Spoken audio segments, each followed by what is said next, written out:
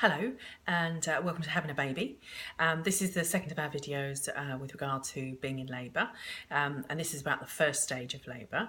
Please see our video on the latent phase, which is the stage that comes before the first stage.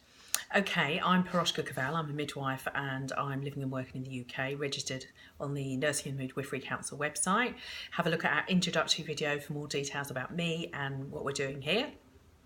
Remember, all these videos are aimed at you if you are healthy, low risk pregnancy and you're going into labour from about 37 weeks coming up to 42 weeks, which is considered term here in the UK. If you're having a complicated pregnancy and you have a plan in place, please follow that plan. But feel free to look at any of the other videos relating to pregnancy for reference. And if you've got any questions, feel free to ask those. Okay, so the first stage of labour. What's happening to you? Well, the first stage of labour means that your cervix has shrunken up and the bottom of your uterus has opened up to about 3 to 4 centimetres. So it's about that much. Here in the UK, that's classed then as you're officially in labour. It's the first stage. Now, what might you do? Okay, so you've gone through the latent phase, it's been a bit niggly, and how do you know this is the first stage of labour? Well, in this stage, what's happening, the contractions, your tummy is tightening, and it will be doing that about 4 times in every 10 minutes, and each tightening is going to last about 60 seconds. You will feel this come on like a wave, so it'll be a gradual, you'll feel this pain come on, and you'll think, oh, what's that? Is that pain? Oh, and then it'll build up, and oh, and now at this point, unlike in the latent phase, when that is really intense, you'll be hanging onto the side, hanging onto your partner. You won't be able to speak. It'll last about 60 seconds, and then it will subside. Oh, start to go away, and then it's gone. What is happening here is that your cervix is opening up.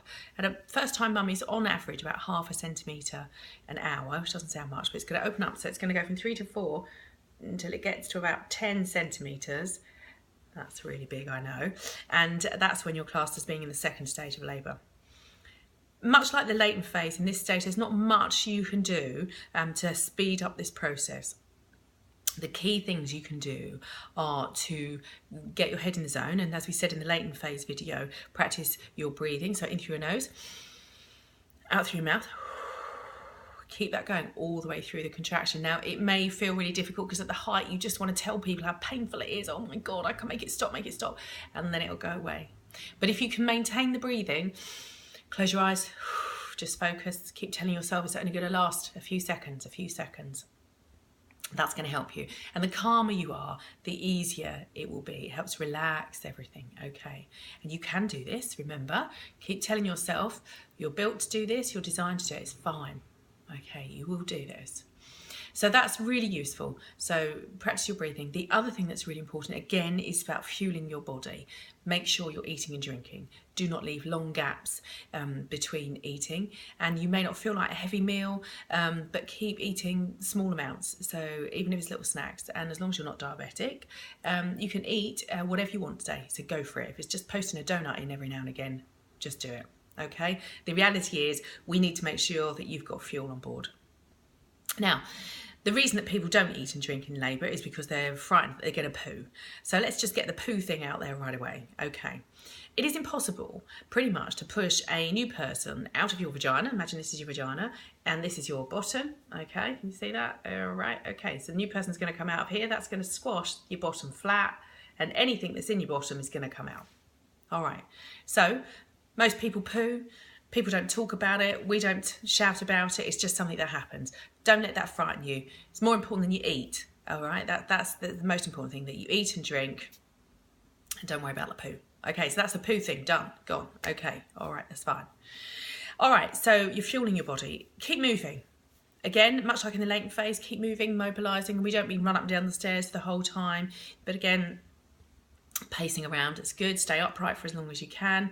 You know, lots of different positions, moving from one side to the other side. The most important thing is that you're not laying flat on your back for the whole of your labour. All right, that's really important. The energy will hopefully maintain your contractions and keep them going and get you through to the second stage. All right, that's really important, unless anything happens. Now remember, and this is really important for partners, that labour is not an exact science. It's very random and anything can happen at any point, and we can't predict that. All right, there are certain signs for different things, and we will do a video on complications in labour later on. But it is very random. So although we're saying first time mummies dilate at 0.5 centimetre an hour, you might find that you go right the way to 6 centimetres really quickly, and then it slows down as it gets to the end. Or you might go the other way. You might plod, plod, plod, and then get to 6 centimetres and go from 6 centimetres to fully in an hour. Okay, you may go from being confirmed that you're in labour right the way to fully and having a baby. It's very random, but on average, and remember that's the key, on average, these are just guides, it's 0.5 centimetre an hour for first time mummies and 1 centimetre an hour for second and subsequent babies. Okay. All right, so remember that. What we're doing as midwives, whilst you're in this stage of labour, what we were doing is we will be doing your blood pressure and your pulse and your temperature.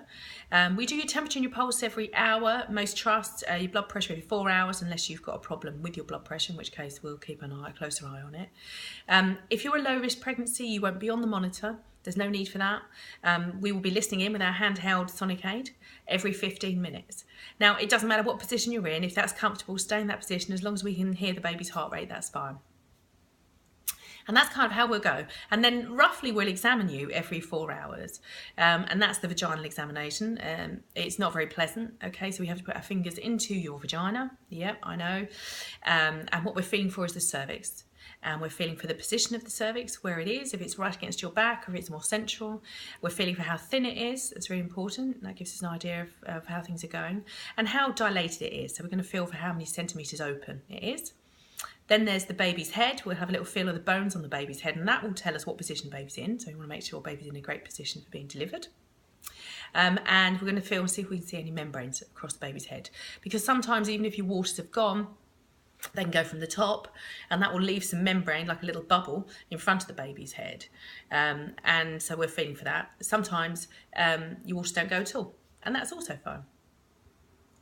Okay, so here we are in the first stage, and this is going to go on. So what you're going to do, you've thought about, getting your head in the zone, you're doing your breathing, you're eating and drinking, and you're mobilising. But the key thing that you'll be after now is some pain relief. All right. Now, there are different levels of pain relief. Think of it like a ladder. Okay, so you start off at the bottom rungs with water, and still really good. I know we mentioned it in the latent phase, still really good in the first stage of labour. Really good. So if you've got bath, shower, get in it, keep yourself covered in water, really, really good. Okay, all right. You may find that the paracetamol was not doing much. When you come into the hospital, you will be offered the gas and air. Lots of stories about the gas and air. Okay, so key things to remember with the gas and air. When you've got it, you put it in your mouth, have a mouthpiece on it, and you breathe in and out through your mouth, and you blow back into it. It has a valve, so you don't need to take it out and blow away.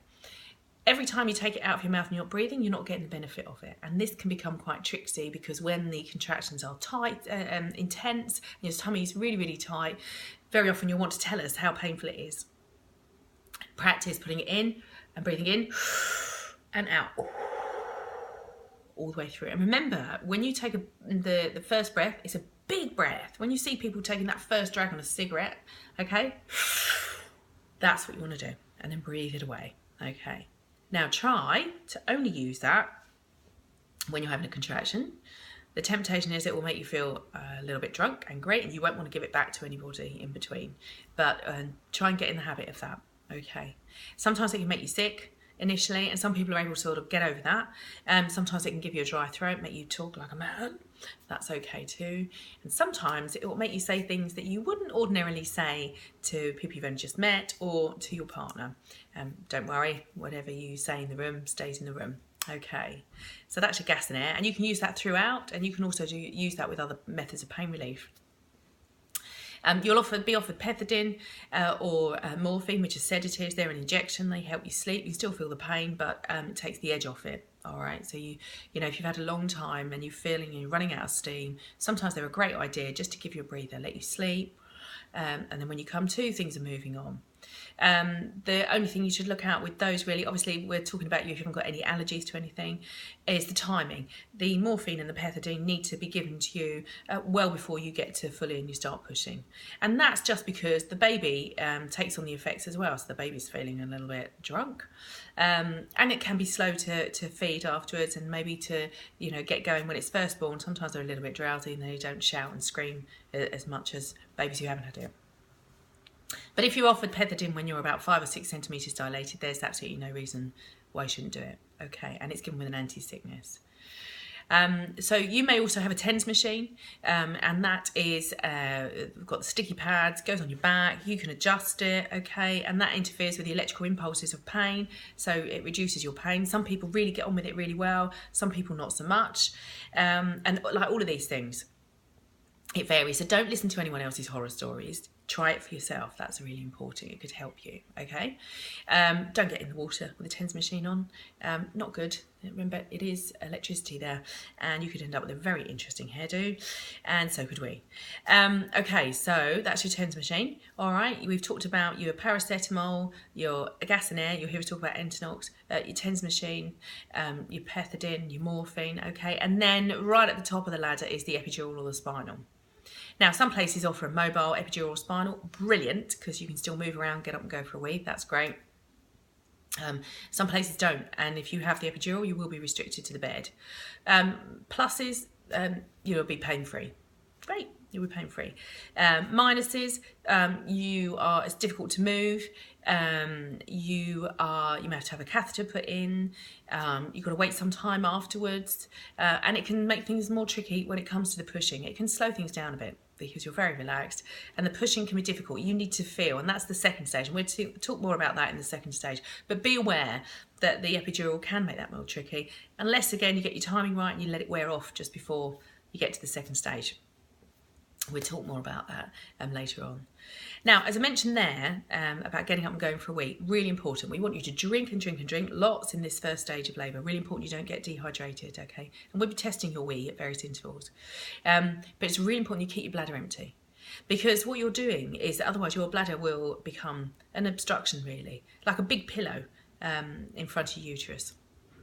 And as baby moves down your uterus into the canal, birth canal, into your vagina, okay, it's moving around in there.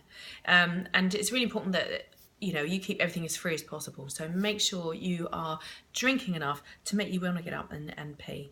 Sometimes we will help you if you haven't peed for a long time, and we'll be keeping an eye on that. And you can't go because sometimes the pressure and everything makes it impossible for you to get the sensation to pee and to get up and get to the toilet. We may be offered an in and out catheter, and that's a little plastic tube that we insert into your wee hole, and the wee just pours out into a bowl, and we get rid of it for you. But obviously it's better for you if you can get up and walk around and have a wee. Okay, so your first stage, and you may find that you are 1 minute really okay with everything, the next minute you're not coping with your contractions, and that's how it goes. You know, emotionally you get a bit of a roller coaster as well. So you chat to your partner, tell your partner, you know, 1 minute you might want them to rub your back, rub my back, and the next minute, stop touching me, don't touch me. It's all perfectly normal. All right. It's just part of the process.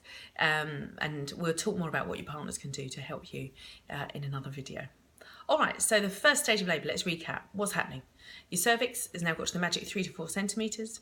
You're contracting about 4 in 10 minutes and then lasting every 60 seconds.